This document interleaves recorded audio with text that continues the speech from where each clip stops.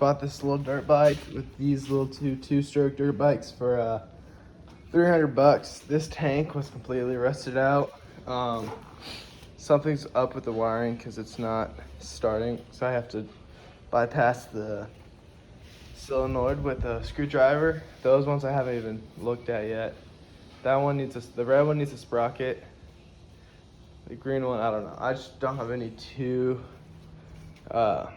two-stroke fuel on me, so